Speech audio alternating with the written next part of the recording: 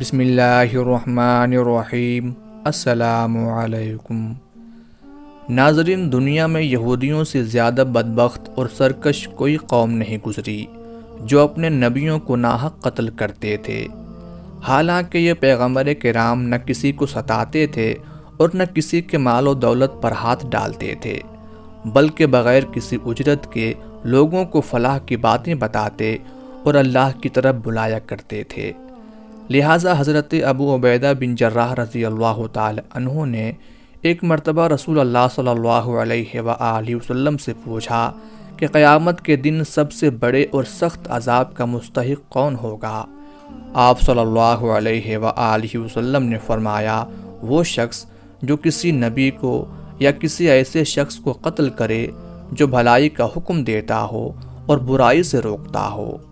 ایک حدیث کے مطابق یہودیوں نے ایک دن میں 45 نبیوں اور 170 صالحین کو قتل کر دیا تھا جو انہیں اچھی باتوں کا حکم دیا کرتے تھے۔ لہٰذا یہ قوم قیامت تک کے لیے لعنتی قرار پائی اور بروز قیامت بھی لعنتی ہوگی۔ ناظرین، آج ہم اس ویڈیو میں انہی مظلوم انبیاء کرام میں سے ایک برگزیدہ نبی حضرت یحییٰ علیہ السلام کی شہادت کے واقعے کو جانیں گے۔ حضرت یحییٰ علیہ السلام حضرت زکریا علیہ السلام کے فرزند تھے۔ حضرت زکریا علیہ السلام بھی اللہ کے پیغمبر تھے۔ اولاد نہ ہونے کی وجہ سے حضرت زکریا علیہ السلام اور آپ کی اہلیہ بہت غمگین رہا کرتے تھے۔ حضرت زکریا علیہ السلام کو اکثر یہ خیال آتا تھا کہ میری کوئی اولاد نہیں اور میرے مرنے کے بعد میرے عزیز اور میرے بھائی ہرگز اس قابل نہیں کہ وہ بنی اسرائیل کی ہدایت اور اصلاح کے سلسلہ کو آگے بڑھا سکے۔ اگر اللہ تعالیٰ مجھے ایک بیٹے سے نواز دے تو میرے بعد بھی بنی اسرائیل میں دین حق کی تبلیغ کا کام جاری رہے گا۔ لہٰذا آپ نے اللہ کے حضور بہت التجائیں اور دعائیں کی۔ اللہ نے آپ کو بڑھاپے میں اولاد عطا کرنے کا فیصلہ کیا۔ اللہ نے ایک فرشتے کے ذریعہ حضرت زکریا علیہ السلام کو یہ خوشخبری دی کہ ہم تمہیں ایک بیٹا دیں گے جس کا نام یحییٰ رکھنا۔ اس سے پہلے اس نام کا کوئی نہیں ہوا اور یہ اللہ کے نزدیک بہت مقبول ہوگا۔ وہ اس قوم کی خراب حالت کی اصلاح کرے گا۔ حضرت یحییٰ علیہ السلام کی والدہ عیشا اور حضرت مریم علیہ السلام کی والدہ حنا آپس میں حقیقی بہنیں تھیں۔ یوں حضرت عیسیٰ علیہ السلام اور حضرت یحییٰ علیہ السلام آپس میں خالہ زاد تھے۔ حضرت یحییٰ علیہ السلام بچپن میں ہی نبوت کے مقام پر فائز ہو گئے تھے۔ حضرت یحییٰ علیہ السلام موسیٰ علیہ السلام کی شریعت کو زندہ کرنے والے جلیل القدر نبی تھے۔ اس زمانے میں اللہ نے اپنے پیغمبر حضرت عیسیٰ علیہ السلام کو مبعوث فرمایا، لہٰذا آپ ان پر ایمان لے آئے۔ حضرت یحییٰ حضرت عیسیٰ سے 6 ماہ بڑے تھے اور آپ حضرت عیسیٰ کی نبوت کو تسلیم اور تصدیق کرنے والے سب سے پہلے شخص تھے۔ روایتوں کے مطابق حضرت یحییٰ علیہ السلام کثرت سے گریہ وزاری کیا کرتے تھے، یہاں تک کہ آنسوؤں کی وجہ سے آپ کے رخساروں پر نشان پڑ گئے تھے۔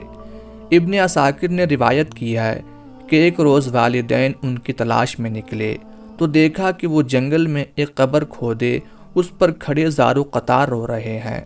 والدین نے فرمایا، بیٹے، ہم 3 دن سے تمہاری تلاش میں ہیں۔ اس پر آپ نے آخرت کے حوالے سے ایسی پر اثر گفتگو کی کہ والدین رو پڑے۔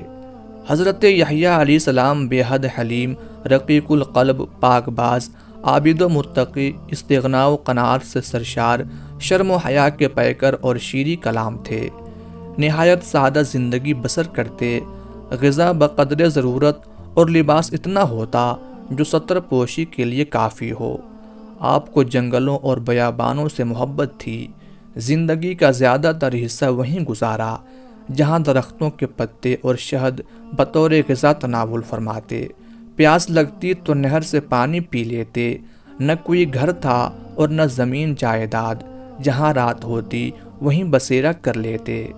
حضرت ابن عباس رضی اللہ تعالی عنہ سے روایت ہے کہ رسول اللہ صلی اللہ علیہ وآلہ وسلم نے فرمایا کہ اولاد آدم میں سے ایسا کوئی نہیں جس سے گناہ سرزد نہ ہوا ہو سوائے حضرت یحییٰ علیہ السلام کے۔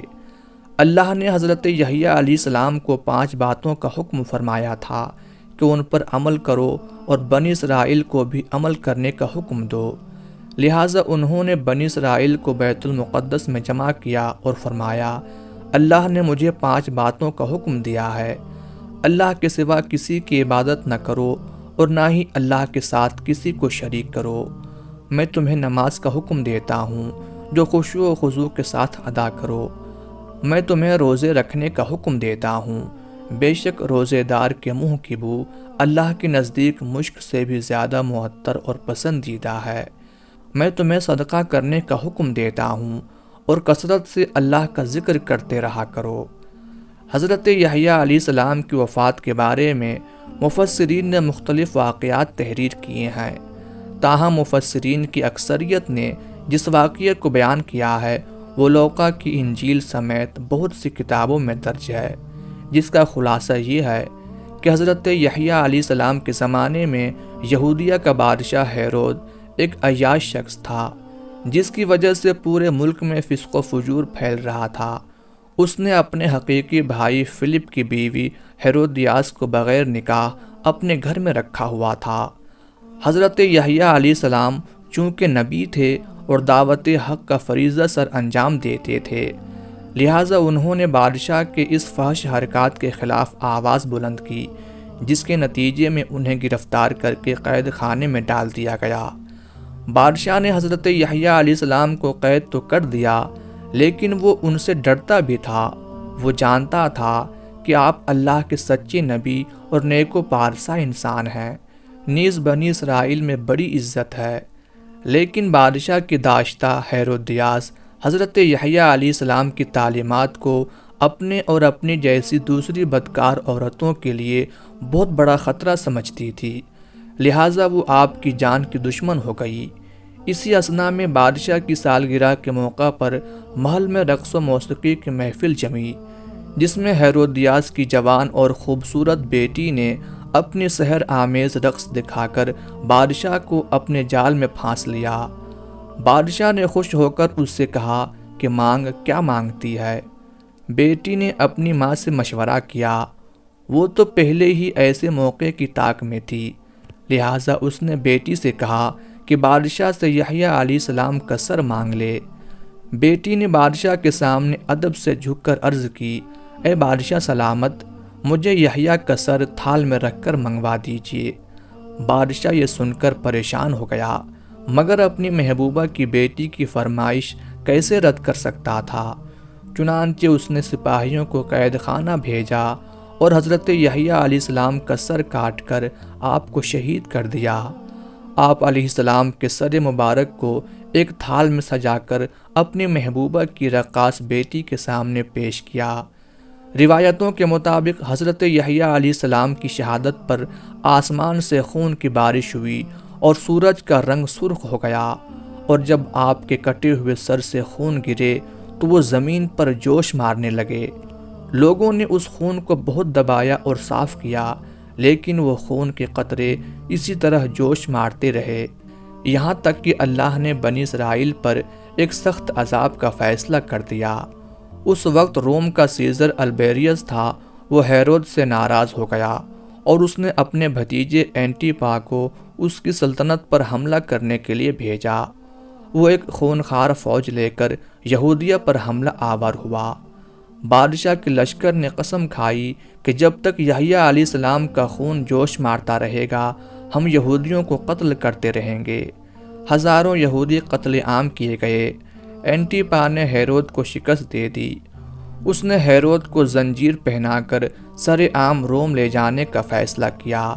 جب ہتھ کڑیوں اور زنجیروں میں جکڑے دونوں میاں بیوی شہر کی گلیوں سے گزر رہے تھے تو ان کے ستائے ہوئے لوگ ان پر پتھر مار رہے تھے۔ پھر شہنشاہ روم نے ان دونوں کو صحرا میں پھینکوا دیا، جہاں بھوک اور پیاس سے دونوں مر گئے۔ انجیل میں ان رومی افواج کو خدا کا لشکر قرار دیا گیا ہے، کیونکہ اللہ کا یہ قانون ہے کہ وہ سرکش قوم پر دوسری سخت اور جنگجو قوم کو مسلط کر دیتا ہے، جو ان پر قہر بن کر ٹوٹتے ہیں اور اس قوم کو تباہ کر ڈالتے ہیں۔ مورخین نے لکھا ہے کہ اموی خلیفہ ولید بن عبد الملک جب دمشق میں مسجد تعمیر کروا رہے تھے تو اس دوران وہاں ایک غار دریافت ہوا۔ اطلاع ملنے پر خلیفہ خود غار میں داخل ہوئے تو دیکھا کہ ایک صندوق میں انسانی سر رکھا ہوا ہے اور اس صندوق پر لکھا تھا کہ یہ حضرت یحییٰ بن زکریہ کا سر ہے۔ ان کا چہرہ اور بال اپنی اصلی حالت میں تھے اور یوں لگتا تھا جیسے ابھی شہید ہوئے ہوں۔